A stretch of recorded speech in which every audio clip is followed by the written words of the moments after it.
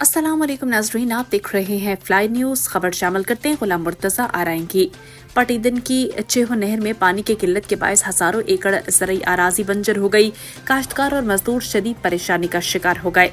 काश्तकारों का पानी की किल्लत के खिलाफ नुसरत केनाल पुल पर सख्त एहतजाज करने वालों में शफीक मियां राजपर, हैदर बख्श पल सारंग बड़ेदी, डॉक्टर फिदा हुसैन भरीजो, रुस्तम शर, हजात इब्राहिम राजपर, सच्चल राजपर, तालिब लाशारी, आकिब राजपर, अख्तर आरिजो, रफीक राजपर, उमर फारूक, सुहेल पल, मीर मुजाहिद लाशारी, जुबैर राजपर, यासिर सोमरो, इंसाफ राजपर, काशिफ खोखर, सदाम शर, हफीज राजपर और दीगर शामिल थे।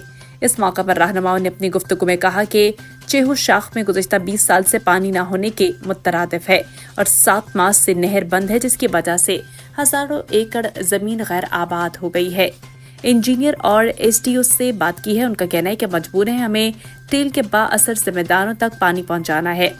उन्होंने मजीद कहा कि जब नुसरत केनाल के 2 दरवाजे थे तब पानी की कमी नहीं थी, जब से 4 दरवाजे लगे हैं तब से हम परेशान हैं।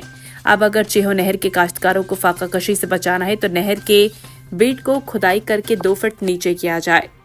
काश्तकारी तो दूर की बात है, अब तो इंसानों, मवेशी और परिंदों के पीने के लिए पानी मुयस्सर नहीं है। उन्होंने पीपी चेयरमैन बिलावल भुट्टो जरदारी, वज़ीर आला सिंध, वज़ीर आबाशी और डीसी नौशेर फिरोज से मुतालबा किया है कि फौरी नोटिस लेकर चेहो नहर के काश्तकारों को पानी फराहम करके इनकी परेशानी को खत्म किया जाए।